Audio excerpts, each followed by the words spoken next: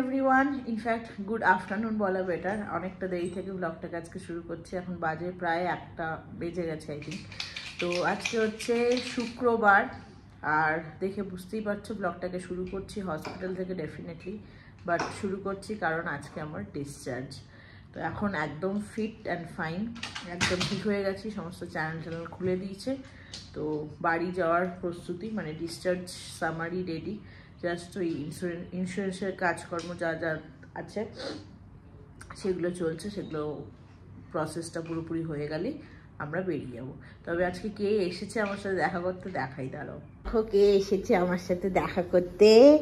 আমাদের ঘন্টু বুড়া, ঘন্টু বুবা, বুবা ও বুবা, শোনা বাবা আমার। হে হে ঘন্টু লিলু, ও আমার ঘন্টু লিলু। আজকে এসেছে আমার সাথে দেখা করতে সকালে হনির সাথে, মানে যেহেতু ডিসচার্জ সেই জন্যই হনিকে আসতে বলেছে। শিকি কালকে এসেছিল বিকালবেলার দিকে, সন্ধ্যাবেলায়। তো কালকে এসে শিকি দেখা করে গেছে, কালকে রাতে শিকি বাড়ি চলে গেছে। তারপরে শিকির তো আজকে স্কুল আছে, তো হনি 2টো দিন ম্যানেজ করেছে। আজকে অনেকটা বেটার সকাল থেকে, তো সেই জন্য আজকে সকালে হনিকে ভিডিও কলেই আমি বলে বলে শিকির জলখাবার যেটা খাবে সেটা করে দিয়েছি।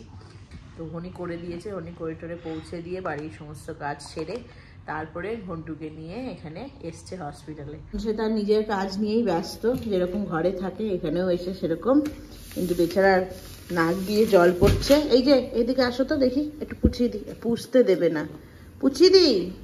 নাক দিয়ে জল পড়ছে, মুখে ছিপি গুজবে না, মুখে ছিপি। হ্যাঁ, ভেরি গুড, ফেলে দিয়েছে।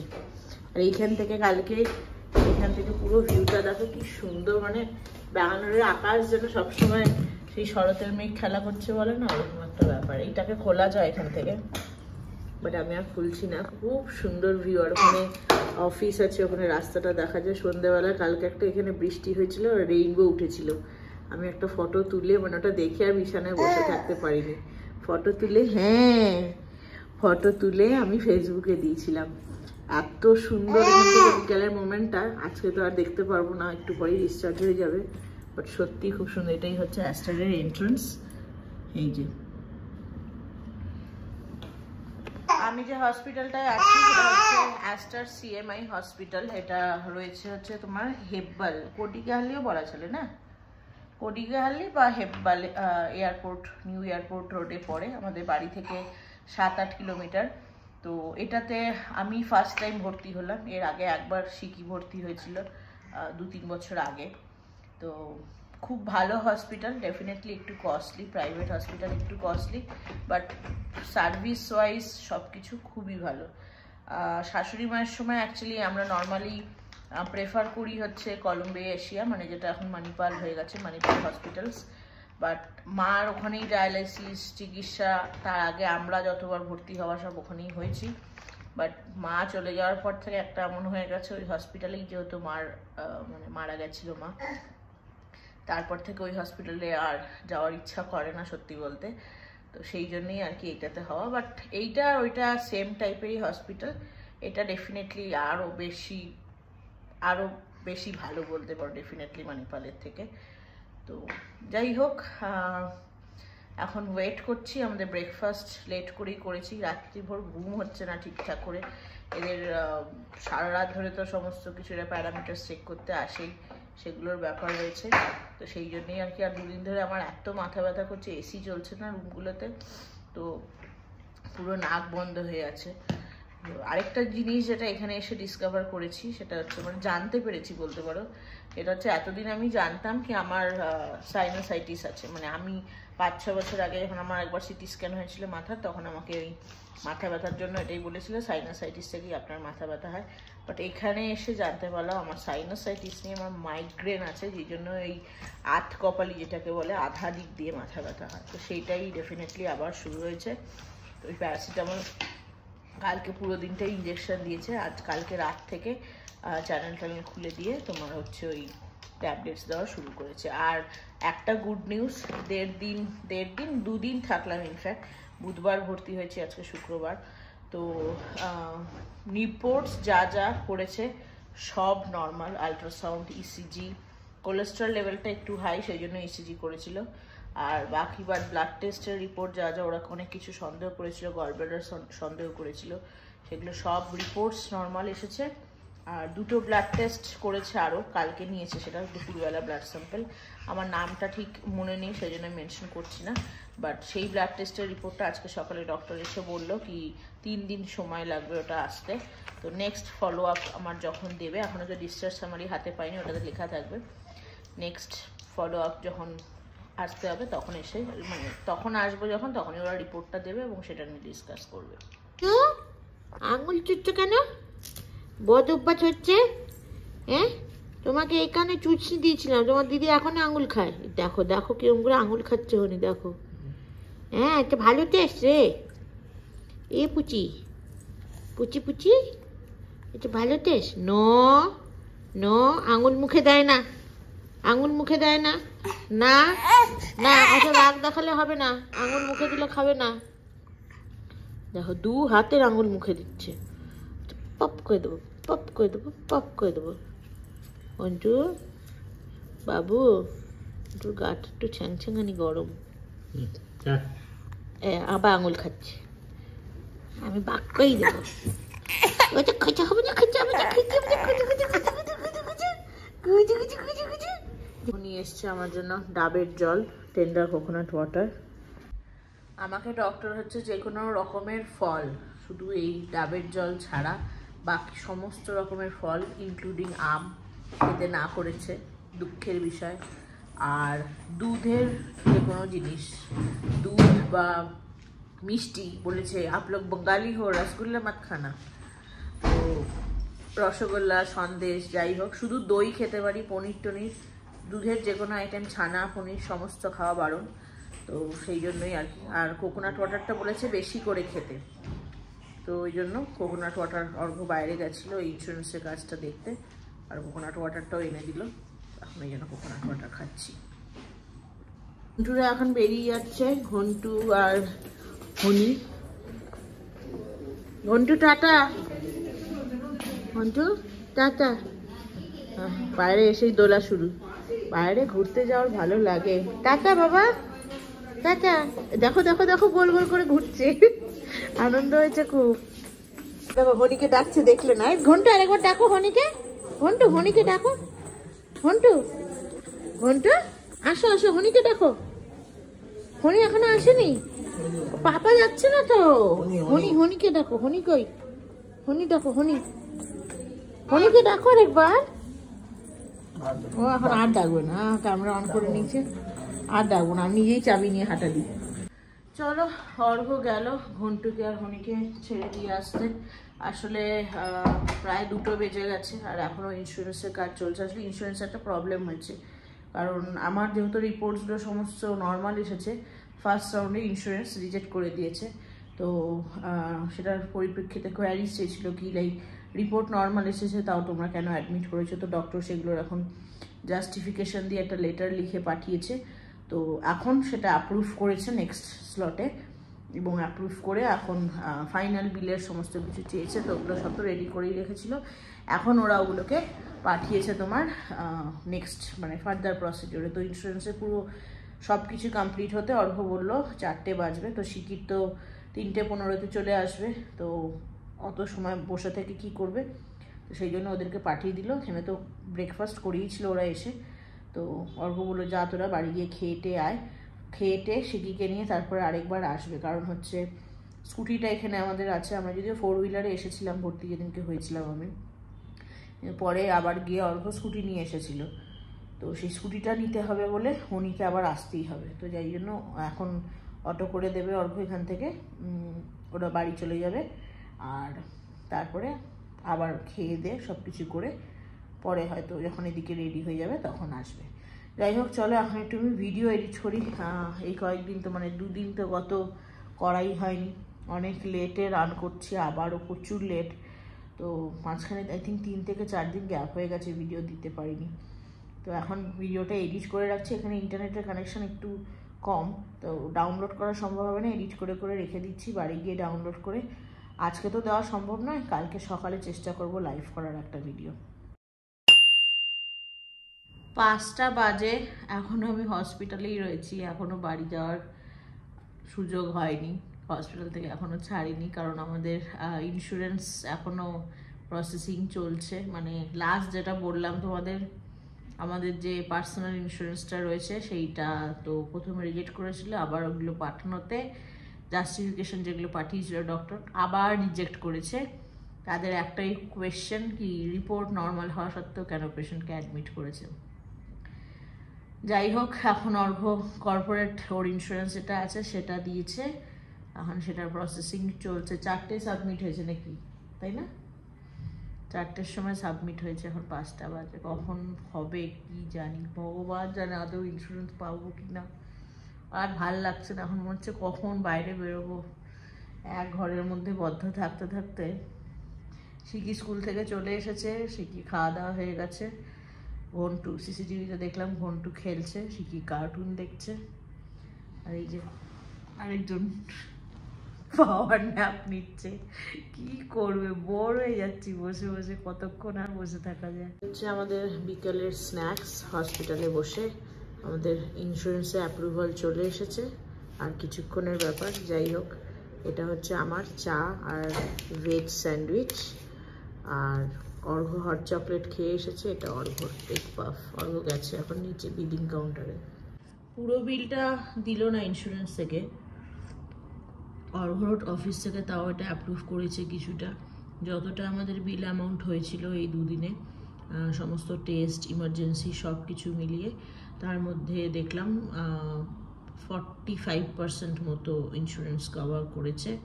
একটু কম করেছে, নর্মালি আরও বেশি করে, যেহেতু রিপোর্টস নর্মাল ছিল সেই জন্য কম করার কারণ। মানে কিছু করার নেই, ইন্স্যুরেন্স করবেই এরকম। যাই হোক, যেটুকু করেছে সেটুকুই অনেক, বাকিটা আমাদেরকেই দিতে হবে। আর তাছাড়াও তার মধ্যে নন মেডিকেল জিনিস থাকে যেগুলো ইন্স্যুরেন্স কভার করে না। আর আরেকটা যেটা আমাদের পার্সোনাল ইন্স্যুরেন্স রয়েছে সেটা তো বললামই, দুবারই পুরোপুরি রিজেক্ট করে দিল। ভাগ্যিস অর্ঘ্যর কর্পোরেট ইন্স্যুরেন্সটা ছিল, তাই বাঁচো, নয়তো পুরোটাই দিতে হতো। এই ব্যাঙ্গালোরের হসপিটালগুলোতে, বড় হসপিটালগুলোতে এটাই একটা সমস্যা, মানে যাদের ইন্স্যুরেন্স মানে মেডিক্লেম নেই বলতে পারো, ভীষণ প্রবলেমে পড়ে তারা। শুধু ব্যাঙ্গালোর শহর বলটা আমার ভুল হলো হয়তো, যে কোনো শহর, ইভেন আমাদের কলকাতাতেও আজকালকার দিনে দাঁড়িয়ে কোনো মানুষের আর কিছু থাকুক না থাকুক, মেডিকেল ইন্স্যুরেন্স বা মেডিক্লেম যেটাকে বলে প্রত্যেকটা মানুষের, এরকম নয় যে বয়স্কদেরই শুধু, আমাদেরও প্রত্যেকের মেডিকেল ইন্স্যুরেন্স থাকাটা ভীষণ জরুরি। নয়তো ভালো ভালো প্রাইভেট হসপিটালে, গভর্নমেন্ট হসপিটালে ডেফিনেটলি করানো হয়তো সম্ভব, বাট ভালো ভালো হসপিটালে যদি ট্রিটমেন্ট করানোর দরকার হয়, মেডিক্লেম না থাকলে আমাদের মতো মধ্যবিত্ত ঘরের মানুষদের পক্ষে তো সম্ভবই নয়। তো সেই জন্য মানে আমি নিজের থেকেও বেশি এই মেডিক্লেমটার গুরুত্ব বুঝেছি আমার শাশুড়ির দিক দিয়ে, শাশুড়ির ক্ষেত্রে বুঝেছি। কারণ ওনার যেরকম যেরকম রোগ ছিল, তো মেডিক্লেম যদি কোনো মানুষের না থাকে, আমাদের মতো মধ্যবিত্ত ফ্যামিলির মানুষের, আর এরকম রোগ থাকে, কি রোগ হবে কার তো কিছু বলা যায় না, এরকম থাকলে উইদাউট মেডিক্লেম সেই মানুষ নিঃস্ব হয়ে যাবে ব্যাঙ্গালোরের মতো জায়গায়, এরকম হসপিটালে যদি ট্রিটমেন্ট করাতে হয়। ফাইনালি ডিসচার্জ হলো, বলো। ফাইনালি বাবা, 7:30 বাজে না, ডিসচার্জ সামারি পেয়েছি। আবার 1 সপ্তাহ বাদে আসতে বলেছে। কি নাম? আবার ভর্তি হতে? টিটিজি। আর হচ্ছে তোমার কি বাইরে বাজি ফাটছে আজ, তোমার ডিসচার্জ হলো না? বানাচ্ছে ব্যাঙ্গালোর শহর নাকি। টিটিজি আর ইমিউনোগ্লোবিউলিনের এই রিপোর্টটা 3 দিন পরে আসবে, তো 1 সপ্তাহ বাদে আবার ওপিডিতে এসে দেখাতে বলেছে, আর ওষুধ দিয়েছে। চলো বেরোনো যাক ফাইনালি। তো দুদিন পরে ফাইনালি বাইরে তো বেরোলাম, বাইরের আকাশ দেখতে পেলাম, কিন্তু অলরেডি অন্ধকার হয়ে গেছে। যাই হোক, আমাদের গাড়িও চলে এসেছে, চলো এবার বাড়ি যাওয়ার পালা। 8:05 বাকি, আর ফাইনালি আমরা বেরোলাম সব কিছু কমপ্লিট করে। একটু লেটই হয়ে গেল। যাই হোক, একটা আপডেট দিই, সেটা হচ্ছে হরিরা কেউ আসেনি। কারণ হচ্ছে সিসিটিভিতে দেখি কি, মানে হরিকে ফোন করছিলাম, ফোন উঠাচ্ছিল না, তারপর সিসিটিভিতে দেখি কি সবাই 3 জনে ঘুমিয়ে পড়েছে। সকালবেলা হনি ওঠে, তারপর থেকে হনিরা রেস্ট নেওয়া হয় না বিভিন্ন কাজের জন্য, আর একাই বেঁচে থাকে, সব সামলাতে হয়েছে 2টো দিন। তো সেই জন্য আর হনি আসেনি। আমরাও ভাবলাম কি আর ছাড়ো এখানে, কারণ বাচ্চাগুলোকে উঠিয়ে কাবিয়ার কাছে দিয়ে আসলেও ঘন্টু আজকাল থাকতে চায় না, জানোই যেটা। আর হঠাৎ করে ঘুমের মধ্যে যদি উঠে নতুন একটা জায়গা দেখে না, ওরটা হতে পারে। তো সেই জন্য আর হনিকে আসতে বলিনি, মানে আর হনি ফোনই তোলেনি। তো পরে আমরা ডিসাইড করি কি গাড়িটা এখানেই থাকুক, 2 হুইলারটা। আপাতত বাড়ি যাই। আমাদের আলট্রাসাউন্ড রিপোর্টটা, মানে আমার আলট্রাসাউন্ড রিপোর্ট আর ইসিজির যেটা গ্রাফটা অরিজিনাল যেটা ফিল্মটা, ওটা ওরা দেয়। তো নিচে নেমে এসেছিলাম ততক্ষণ বলে আর উপরে উঠলাম না। ওটা নিতে হয়তো কালকে একবার আসবোই, তো তখন স্কুটিটা নিয়ে যাবো। তো স্কুটিটা আপাতত এই অ্যাস্টারের পার্কিংয়েই থাকবে।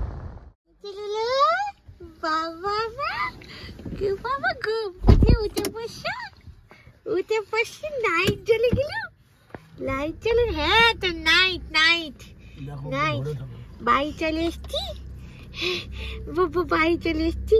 হ্যাঁ বাবা নাইট নাইট, তুমি ধরে থাকো, পড়ে যাবে পড়ে যাবে পড়ে যাবে। কি হাসি বাবুটা, কি আবার হাসি দিচ্ছি বাবু, কি হাসি দিচ্ছি। চুপ করে বসে যাও, পড়ে যাবে। ওর হাসতে চলো একদম গাড়ি। ফাইনালি বাড়ি এসে পৌঁছালাম 8:30, 8:27। তারা আমি নেমে দেখি নাকি কি হয়েছে কি হয়েছে স্কুবো? ও যে বাবা বাবা কত চাটু পুটু স্কুবো। এই যে শিকুর পাশে আরেকটা আছে পালু। হ্যাঁ শিকু ঘুম দিয়ে উঠলে এখন? হ্যাঁ রে, ঘুম দিয়ে এখন উঠলেই? হ্যাঁ রে। বাড়ি এসেই বসেছি হচ্ছে এই গাছটাকে নিয়ে, সাকুলেন্টটা সেদিনকে যে কিনেছিলাম সেইটা।